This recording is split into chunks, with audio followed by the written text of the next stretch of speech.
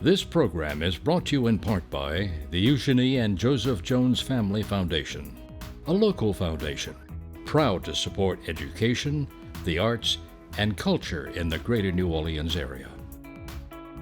Informed Sources is made possible in part by Susie and Pierre G. Villery.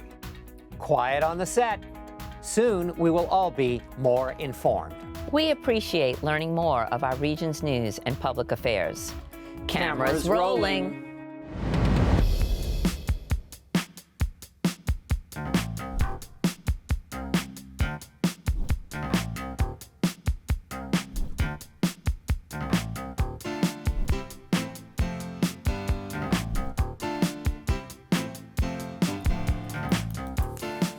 Hello, I'm Marcia Cavanaugh. Thanks so much for joining us. In a world of kings, queens, and captains, the real power in Carnival wears a badge. Now the badge of the Louisiana State Police is becoming more involved in protection, and not just at Carnival, but throughout the year. At the same time, state prosecutors are taking part in more local cases, including a growing issue in law enforcement, juvenile escapees. Street flooding could have slowed anyone's march this week. While engineers are examining the city's pumps, demographers are examining why Louisianians are leaving the state. In step with the season, we will look at two groups that take to the street each Mardi Gras morning, the Skull and Bones and the Mardi Gras Indians. And finally, we will remember the outspoken career of the late Eddie Sapir. Joining us are tonight's Informed Sources. Errol, Laborde, producer of Informed Sources. Jeff Adelson, reporter, the Times-Picayune, the New Orleans Advocate. LeBron Joseph, anchor and reporter, WGNO-TV, Channel 26. And Mike Perlstein, investigative reporter, WWL Louisiana, Channel 4. We're going to stay with Mike because state troopers are coming to town for Mardi Gras, but they're going to stay. At least some of them are. That's right. About 40 will stay. They will make up a new Troop N, Troop NOLA rather, replacing what had been Troop N, restricted to the Carnival period. Now it's going to be an extended presence. The details still to be worked out. We'll know a lot more when the new governor, Jeff Landry, calls his special session on crime, and I think the parameters of that Troop NOLA are going to be worked out. There are some people openly welcoming this, starting with the mayor, Police Chief Kirkpatrick. We all know that the NOPD is down to a historic low number of officers, just over 900, so they badly need the help. There are some concerns raised by others, at least questions on how this is going to work with, a longer-term presence than we've seen. Now, mind you, the state police have had a presence in New Orleans, going back as long as I can remember, almost every carnival and other major events like Super Bowl, which New Orleans hosts in 2025. Yeah. So that part's not new. They've worked together, closely. It's just and more recently, over the past few years, the state police have sent troopers for something called Operation Golden Eagle, usually for a couple months over the summer, to work on, sort of larger scale drug and gang investigations, and once again supplement the NOPD. Well, the concerns that are being raised, are legitimate. The NOPD is under a federal consent decree. The state police are not, but they are under a bit of federal scrutiny after Ronald Green and some other, incidents and claims of brutality, under scrutiny for whether that's pattern and practice violations by the state police. So they are mindful of, that federal scrutiny, and that the fact that the NOPD, who they'll be riding side by side with, are under this consent decree. We'll have to see how that plays out, but once again, it's not unfamiliar territory for troopers. What will be a little different under a Troop NOLA is that troopers will be more or less, assigned for long term. We're used to getting troopers from all over the state. Over Carnival, they come in for a week, 10 days, and then go back to their troops all over the state. They're going to be looking at more locally based, troopers. They're pulling a little bit from different troops, but anyone who's, from New Orleans, knows New Orleans, already assigned over, Canada, for example, will be part of this troop NOLA. So policing in the city, just throughout the city. Oh, yeah. So when an arrest is made by a state trooper, does that state trooper stay with the arrest and then goes to the DA's office? Does the AG, the Attorney General's office, then get involved? And so it doesn't necessarily automatically go all state up the chain to be prosecuted by the Attorney General. I know there's a little confusion about that, and I do think that the details are yet to be worked out. Yeah. But the language that I saw was that cases that are initiated, investigated, arrests made solely by state police will go to the Attorney General. That is not, unlike what they've always done. The state police, for example, they patrol all of the interstate highways, and all those cases automatically, go to AG if it's a finding of some, something more than a speeding ticket on some criminal violation. They conduct some of their own investigations on whether it be like human trafficking, solicitation of minors for sex. They do their own investigation, start to finish. It's just that now that'll be done in New Orleans, concentrated in New Orleans, and it's yet to be seen how many of those types of cases. I'm suspecting it's not going to be a lot. New Orleans has its own crime already, obviously reported to overwhelmed police districts, undermanned NOPD who need the assist. So it's being described to me as more of a supplementary role. Yeah, okay. At the same time, and certainly you and I know very well about all the issues they've had with response times and responsiveness at NOPD, and the fact that they're down to 900 officers or so right now, which is one of the lowest levels they've had in a very long time. We are talking about a substantial increase in the number of officers that'll be on the streets through state police. I mean, it's almost a 5% increase. Right. And you can see where there are concerns because, as you mentioned, you do now have an agency that isn't under consent decree while NOPD is. Both the mayor and the governor have been decrying the consent decree in both their cases for quite a while. So people who are concerned about police misconduct and potential abuses by police might look at that and be very concerned about what state police is going to do while they're here. And you've also got an element where you're going to have state police who report to the governor, prosecutors under Leon Canizero, who chose not to run against Jason Williams, but was the DA down here. So being prosecuted by him, and he reports to the Attorney General, so neither of these parts of the criminal justice system they'll be operating in New Orleans on local crimes actually report to any locally elected officials. And we'll see how that all plays out. And we got to move quickly on this. Sorry. That's okay. But no, right now the level of cooperation is strong.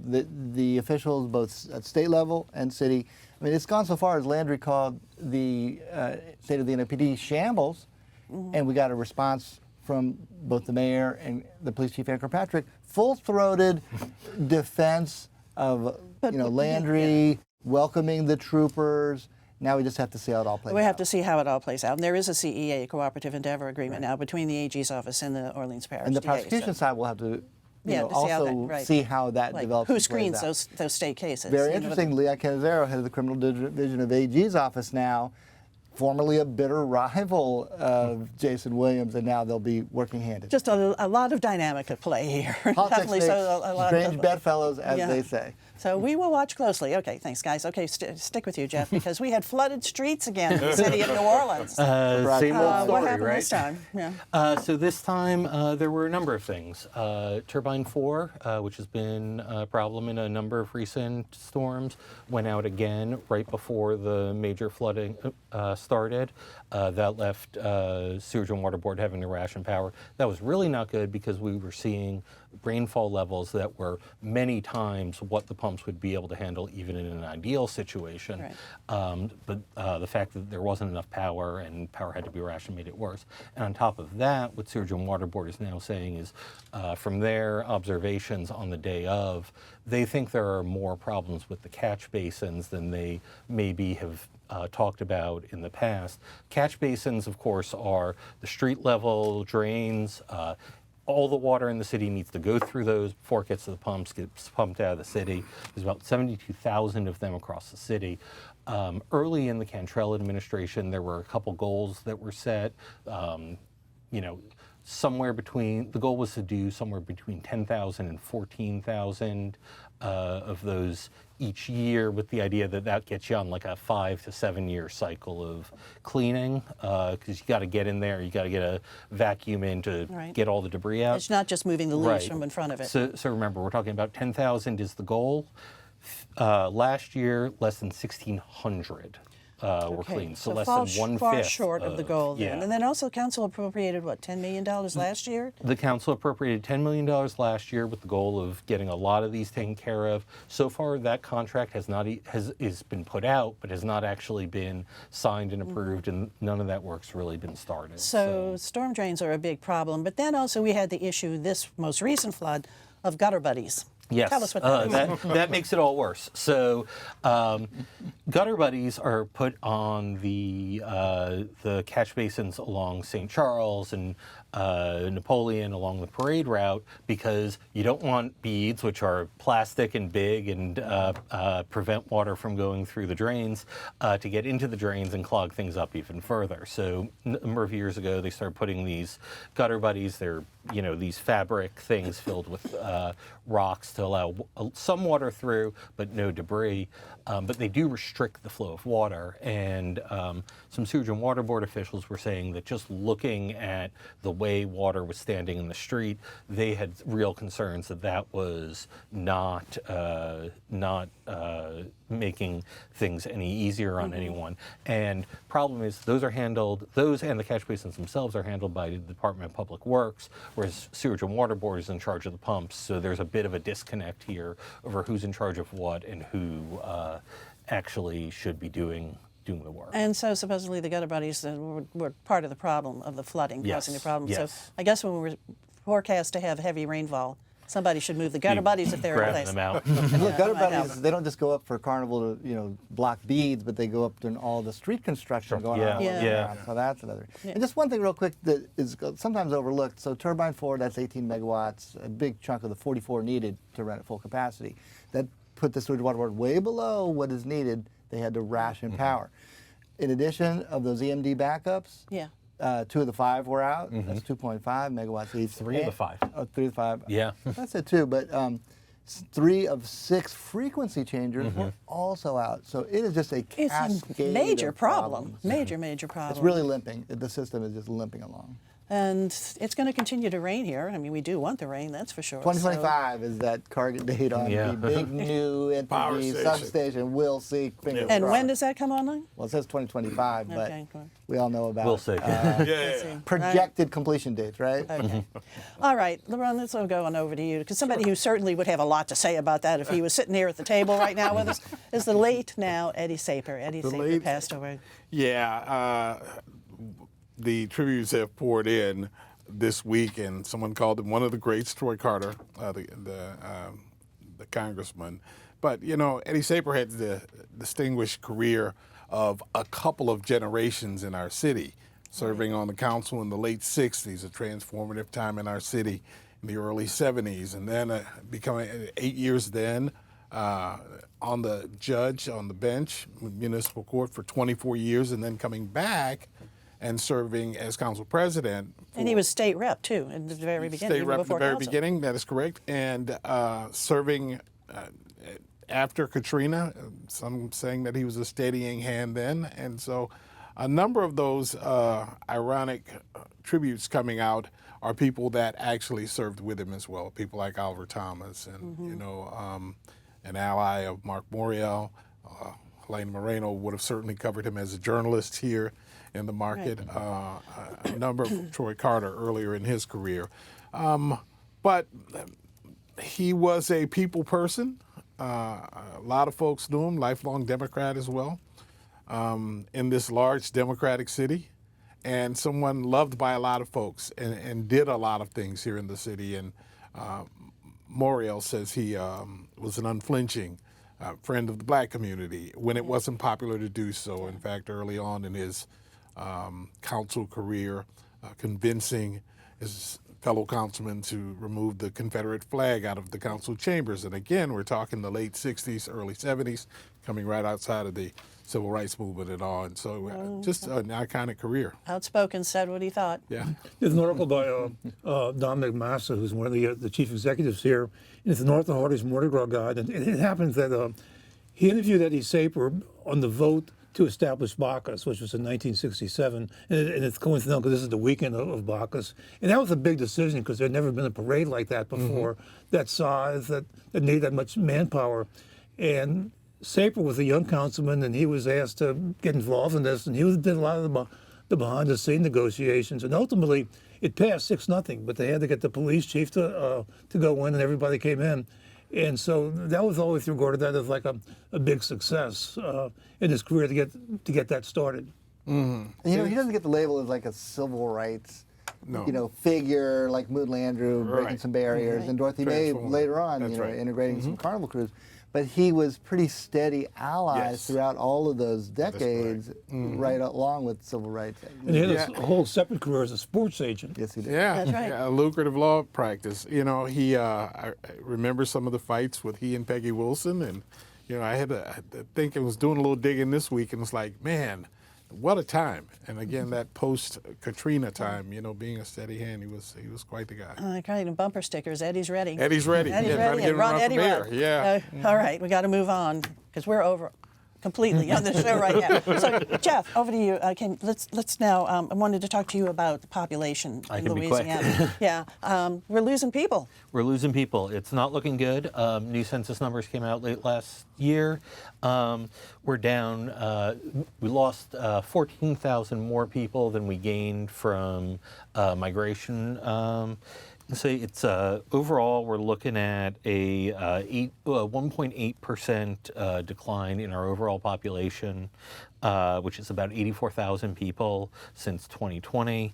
That's a lot of people. It's a lot of people. So we're the third fastest shrinking state. Because the South is gaining people. Other states in the South, people are moving down to the South. We're really one of the only states in the South that isn't gaining, and it's a disturbing trend to watch. And so what's happening?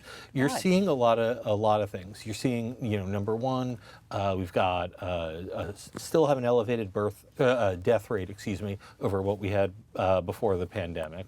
We've got a shrinking birth rate, and we've got people leaving, and they're leaving because there aren't a lot of economic opportunities, there aren't a lot of educational opportunities.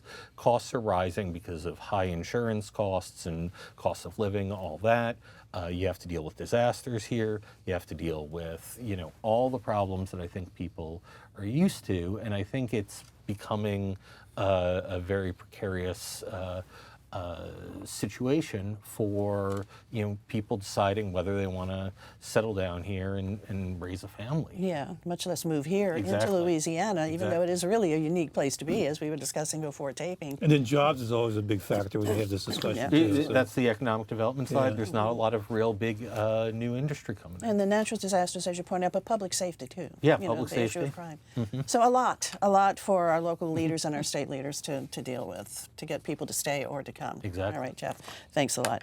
Okay, now we're going on over to Mike. Back on over to you. Because of juvenile escapees, you got some security video of an escapee who was being transferred and just took off. Right. Nobody stopped him. We were able to get some, pretty eye-opening video of Curtis Tassin. He was 17 at the time, being held in multiple armed robberies as a juvenile, but he was going to the New Orleans Juvenile Court, JJIC, for a hearing to be transferred to adult court on one of those robberies, when the video shows two correctional officers with OJJ, Office of Juvenile Justice, a state office, open the door. Within milliseconds, he's taken off running, gone into the neighborhood. We were reported on that story that day, and it was actually me and my news crew who found the handcuffs that he discarded on the sidewalk. Amazing. Not these guards who were transporting him. With the video, we were able to show an expert and kind of break down what was the proper procedures and what went wrong, and he said just about every single thing that could have gone wrong went wrong. Somehow he slipped out of his handcuffs while in transport. They weren't tied to the, security belt around his waist. He discarded both while running. The officers did not go into this enclosed sally port where you can close and lock the doors, and there is no chance of any escape. They bypass that completely. And this is 30 feet away. This is happening fairly frequently of juvenile escapees and that you're what finding. Makes this story even more relevant. We've had a series of escapes from OJJ, from the facilities like Bridge City, from, they say, step down, unsecure facilities, halfway houses, just walkaways. And during transport, like Curtis Tassin, who already was considered the Houdini of juveniles from 2 previous escapes. In some of those, he was gone and missing, and wanted for a very long time. And the public's not always alerted to Well, this. that is one of the sticking points, and we ran this by State Senator Pat Connick, whose, jurisdiction includes Bridge City, where there have been a bunch of escapes, where the public, the local police, him and his office don't hear about these escapes until it comes out in the news media maybe days and weeks later. Well, he is introducing a bill at this special session on crime to require OJJ instant notification to law enforcement, media, and the public, because some of these are, potentially dangerous escapees, wanted on very serious crimes. There are victims who need to be alerted so that they can take proper safeguards. And is this because of juvenile privacy laws? Is that right? I mean, that was, I guess, the original thought in them, not disclosing, just like so many things in juvenile court. We don't get the names and case files. Some of that's going to open up because some of these juveniles, as we know, the cutoff, is 18. 17-year-olds are considered juveniles, but some of the 17-year-olds are, wreaking some pretty serious havoc, accused of very violent And that crimes. raise the age issue is going to be before the legislature It is again. indeed. But real quick, there is a new head of OJJ now, right? That the governor has named. That's someone new right. to- There was, a very quick change as soon as Governor Landry took office. So that probably signals that the governor is not pleased with how OJJ has been handling its business. All right, Mike, thanks a lot. Okay, LeBron, over to you. We're going to talk Mardi Gras now. And just wonderful traditions of Mardi Gras that have been around forever, and you have some video of us. Tell us about it. Well, you know what? I start my morning, Peggy and guys, Marcy, I'm sorry. That's and okay. Guys, I start my mornings on Mardi Gras Day with Skull and Bones in Tremé and the North Side Skull and Bone Gang. This tradition started back in the early 1900s. And we have some video here. There you go. And Sunpipe Barnes is a local musician and a brilliant historian, and he is head of this group, took it over a few years back. I remember as a kid seeing the Skull and Bones, and we were all scared to death seeing them because they are the first up at Mardi Gras, and they make an awful lot of noise and beating on doors and all. The theory here is that, hey, live the right way, or you could be next. You'll be with us next year anyway. So and then on And to so the Mardi Gras where Indians. generally the Skull and Bones, if you want to Well, find this them? particular crew is in Tremé. This particular crew, but there are Skull and Bone groups across the city. But these are the Mardi Gras Indians. Great. What we just saw with the Ninth Ward Black Hatchet, these guys are a part of Chief Juan Pardo's Golden Comanche, and there is Pardo right there. He comes out of Tipitinas every year. That is Big Chief Dow Edwards and the Timbuktu Warriors right off of Amelia Street. And this is Big Chief Victor Harris. He is retiring after this year, after masking for about 59 years. And they make those suits. They make those I mean, suits. those are just so amazing, It's such incredible. a wonderful part of our culture. Where can people find the Indians if they want to see the Mardi Gras. What's interesting is that the Indians are in just about every neighborhood in New Orleans. Generally, if you're out for Mardi Gras and you're doing, let's go to the parade, let's go to Zulu, you're not going to see the Indians there. You know, they're in the neighborhoods. If you're in the Treme area, there's a very good chance you'll see them there. I know Chief Victor Harris, he set a time of coming out from the Backstreet Culture Museum at 11 a.m. and there was a lot of noise about there. Doug McCash did an article this week on him because he is retiring after, masking for 59 years. But every neighborhood in the city, even on the West Bank, I mean, there are Mardi Gras Indians everywhere. And such long traditions, too. Yes. And an awful lot of work put into that beading and sewing and so many different influences as well. It's just a fun way for me to spend Mardi Gras. And an absolutely beautiful and just so important part of Mardi Gras. Yeah. You know, and so much fun. Mardi Gras for everyone. And it's just it's so exciting if you see the Mardi Gras Indians coming down the street. It's just what a thing to catch. Oh, it's pretty easy absolutely. for it to dial. Grab the phone. Okay. Right? All right, guys. Other stories. E.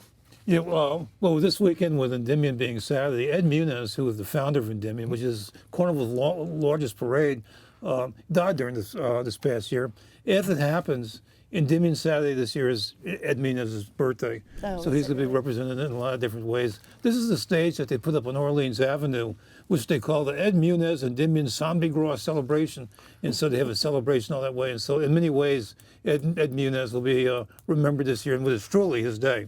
And every year, too, indeed. Okay, thanks, E. Jeff, over to you. Some of the first statistics about the effects of Louisiana's abortion ban are starting to come out.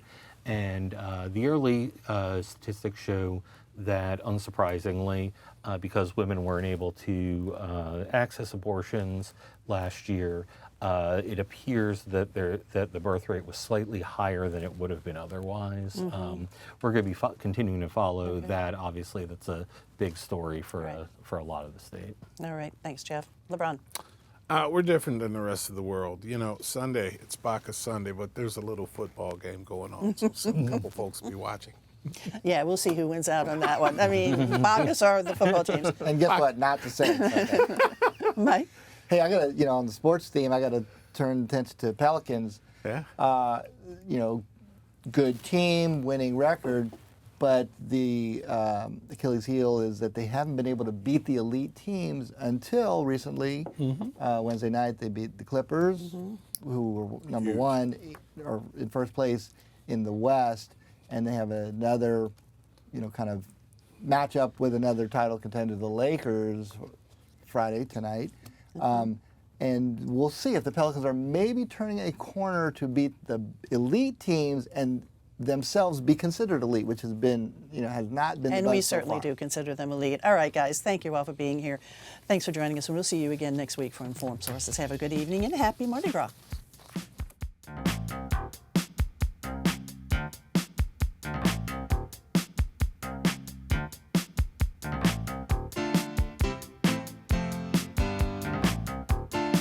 Informed Sources is made possible in part by Susie and Pierre G. Villery. Public television is our passion. With so much content that WYES broadcasts and presents online, we are quite entertained and highly informed. Please join us in supporting WYES. This program is brought to you in part by the Eugenie and Joseph Jones Family Foundation, a local foundation proud to support education, the arts, and culture in the greater New Orleans area.